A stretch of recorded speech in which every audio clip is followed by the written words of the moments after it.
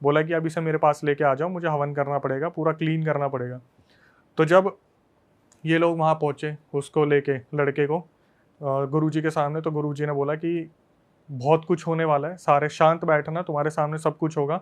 अभी मैं कुछ नहीं बताऊंगा, अपने आप तुम्हें पता चलेगा कि इतने टाइम से इसका पीछा कौन कर रहा था, क्या हो रहा था। जब वहाँ पे ताबीज़ बना के पूजा पाठ शुरू की, सब कुछ शुरू करा, तो क्या हुआ, लड़के के मुंह से उस टाइम पर बहुत वॉमिट हुई, और वॉमिट में निकला एक पैड का टुकड़ा जो कॉटन का होता है, उस पर लगा हुआ था ब्लड, ब्लड लगा हुआ था। इसके आगे उसने सिर्फ ये बताया कि अक्षय भाई मैं उसको देख रही थी, मुझे बहुत ये लग रहा था कि मैं जिससे प्यार करती हूँ उसके साथ इतना सब कुछ हो रहा है। उसके बाद उसने बताया कि मेरे सामने उसके पैर के नाखून टूट के अपने आप गिरने लगे, चिटकली उंगली होती है सबसे छोटी, उसका नाखून अपने आप निकल के गिर गया। गुरुजी ने बताया, गुरुजी ने जब वहाँ पर पूरी प्रक्रिया कर रहे थे, अपना लगा हुआ थे, तो वो बंदा बहुत बुरे हाल में हो गया था। उसके बाद जब वो बेहोश हो गया, तो ये जो समृद्धि थी, इसने उस लड़के के भाई को बुलाया, वो भाई इसे अपने घर पे लेके गया, ताबीज़ वाबीज़ बना के उसे वहाँ पे लेटा दिया।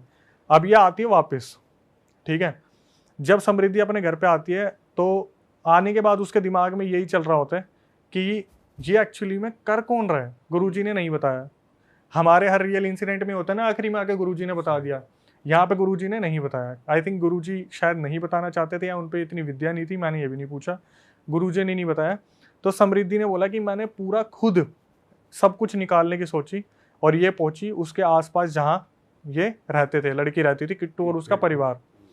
इसने एक दुकान वाले से पूछा कि यहाँ पर ऐसे ऐसे कोई लड़की थी जिसे ब्रेस्ट कैंसर था। तो वो अचानक से बोलता है दुकान वाला कि हाँ, यहाँ पर एक फैमिली है, उसमें 3 लड़कियाँ थी, और जो सबसे बड़ी वाली थी उसकी शादी हो गई, जो छोटी वाली थी वो ब्रेस्ट कैंसर से 1.5 साल पहले मर चुकी है। 1.5 साल पहले मर चुकी है। तो अभी ये सब कुछ कौन कर रहा है, वो बातें कौन कर रही है, कौन है करने वाला। तो ये जब पता करती है और उस फैमिली के बारे में पता करती है, तो पता चलता है जो लड़की मर गई थी उसकी जो बड़ी बहन थी, जिसकी शादी हो गई थी, जिसकी शादी हो गई थी, वो किट्टू बन के बात करती थी, इससे पैसे ऐंठती थी, और उसका पति भी इसमें शामिल था।